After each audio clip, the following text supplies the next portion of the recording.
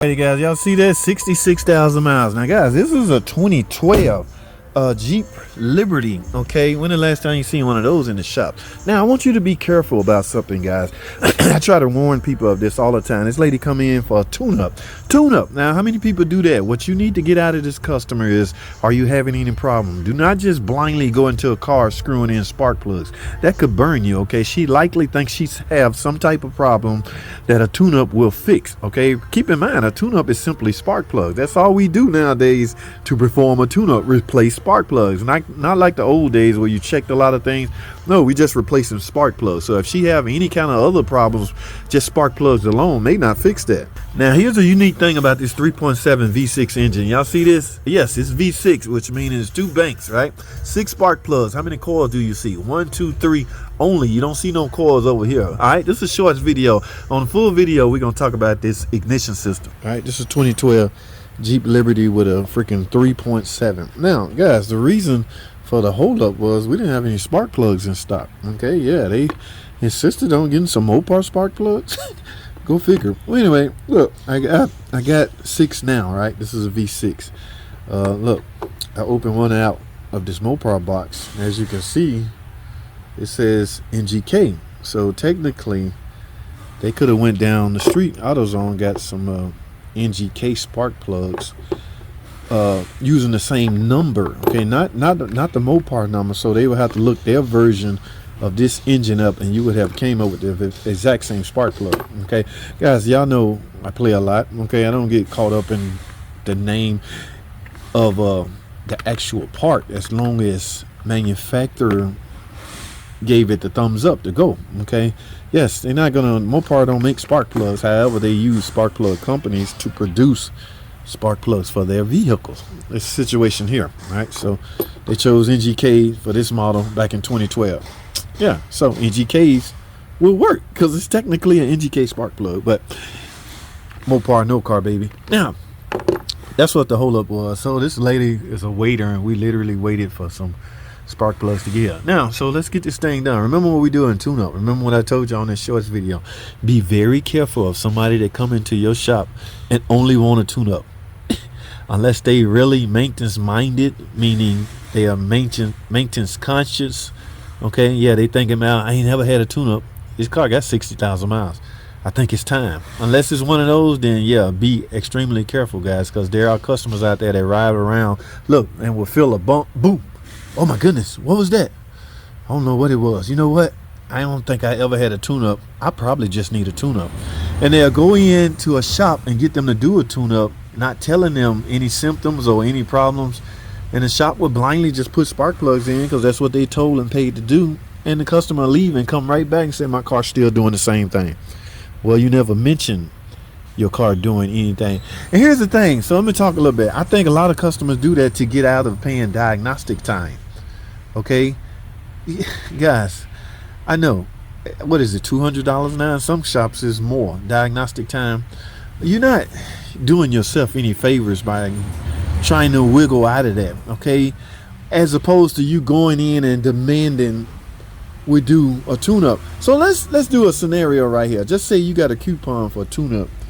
The coupon said $150. All right, so you just pull out of thin air that's what my car need. That's why it's bucking. I guarantee you that's what it is. And I got this coupon. All right, so this coupon that you have for $150 is a lot cheaper than the typical diagnostic charge of $200 or $215 or whatever the diagnostic charge is now. So naturally, from a math standpoint, you're gonna go with your gut feeling, again, assuming that all you need maybe is spark plugs. Take that $150 coupon and go in and say, I just need this. I want to do this. And the advisor or whoever writes you up going to say, sure, okay, is there anything else you need? Are you having any problem? Because I made sure they asked that. Do you have any problem? They said no, but they have a coupon. So something may clash. All right. So, but that is a way around a $200 diag charge. If you got a coupon, I just want that. But you take away the responsibility of the mechanic. I'm kind of okay with this. I'm going to get the same amount of labor. I'm just going to screw in spark plug with no worry at all as far as if that will fix anything, because I didn't diagnose anything. I'm literally a parts changer right now. I'm changing spark plugs. All right. I hope all that made sense. Okay. So now, what we talked about in the shorts video, this ignition system. All right. It's a name for this. Notice you only see 3 coils for a V6 engine. And I want to take one of these coils out. Actually, let me get these spark plugs in. And it's gonna be hard for me to speak. I don't have my mic speak and work at the same time. So let me get these spark plugs in, guys. And we'll talk some more, okay? Spark plugs. Remember, no coils on this side, so just grab you a pair of pliers with the circle on it. I don't know the proper name of it. And pull up. And of course, once you get the coil, the bolts out of the coil, where's it at? Right here. Then you just pull that up, and then of course go for the spark plugs. All right. So let me show y'all how I remove. Just in case you're getting ready to do one, you're familiar with what's going on. I hate going into anything blindly. All right, let me grab my pliers. Ta-da! All right, y'all ready? Let's get it.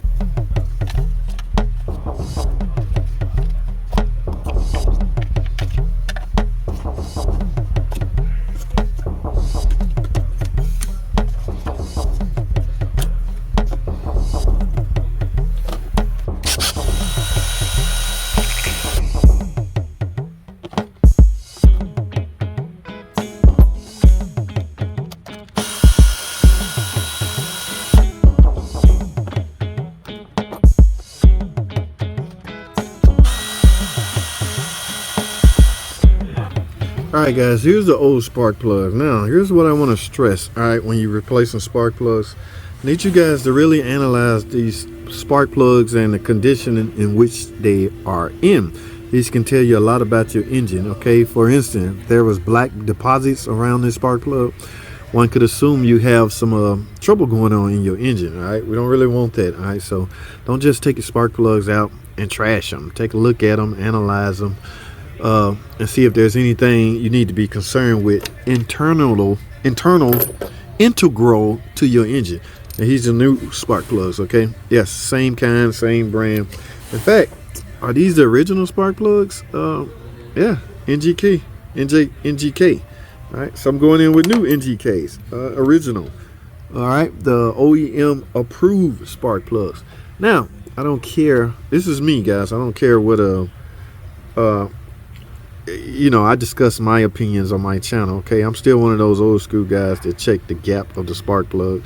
So if you don't know what your gap is, look in the book and find out exactly what it is, and make sure the spark plugs that you're gapping or you're about to install actually fall into that category. Sure, some guys are good enough to just eyeball it and go from there. If you're not a pro, or if you're training, or if you're enthusiast, I suggest you do this the right way, okay? Because this matters. Properly gapped spark plugs matters, okay? So now I'm doing one bank at a time. All right, so I'm doing this bank right here. Got these 3 out. Got getting ready to install the new ones, okay? Now you saw me using a ratchet removing the spark plugs. To me, I see no problem with that, but I got to be aware of who watches these videos. Some people are fairly sensitive. To them, that was wrong. Removing the spark plugs with a speed drill is wrong to them. I'm not going to belittle anybody's concern. So now going back in, I tend to use just a typical ratchet, okay? I will not use a speed drill or my impact. No, never impact spark plugs in, okay? But I see no problem with using a speed drill to remove them or install them, just not to the point where you're about to torque them down, because there's a torque specs to this. Do everybody use a torque wrench? Absolutely not. I'm just alerting you that there is such a thing that should be a concern to you. All right, so let me get these spark plugs back in so we can proceed.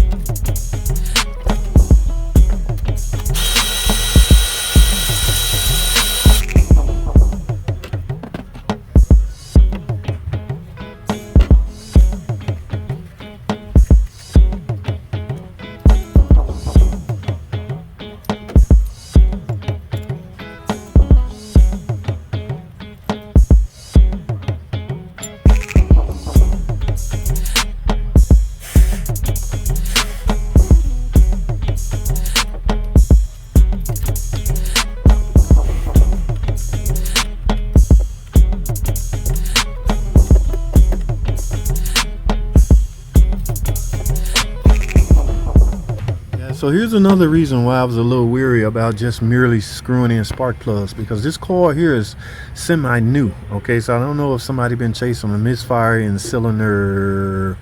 This is cylinder 1, guys. Y'all know how to determine where cylinder 1 on a V engine, at least from a Chrysler standpoint. Cylinder 1 is always the cylinder up closest to the front.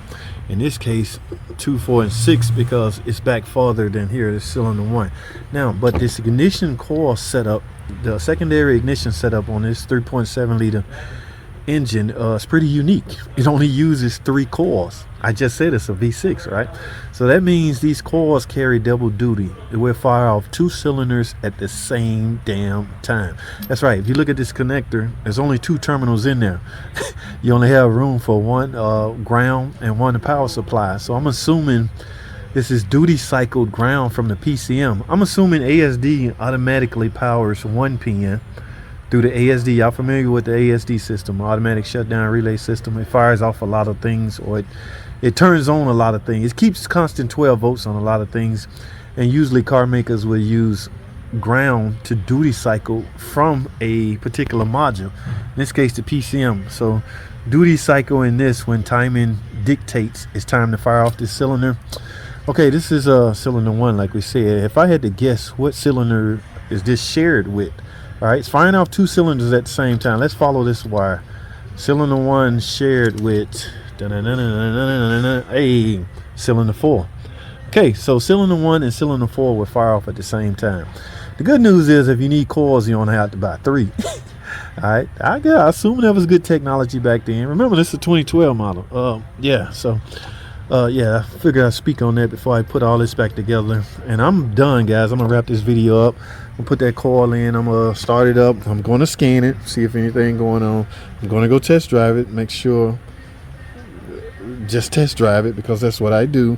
And then we're done at that point if everything turned out all right. If I find anything, I will let the customer know and then go from there. All right, that's all I have, guys. Thanks for tuning in to JT the Car Guy Online Mechanic Tips.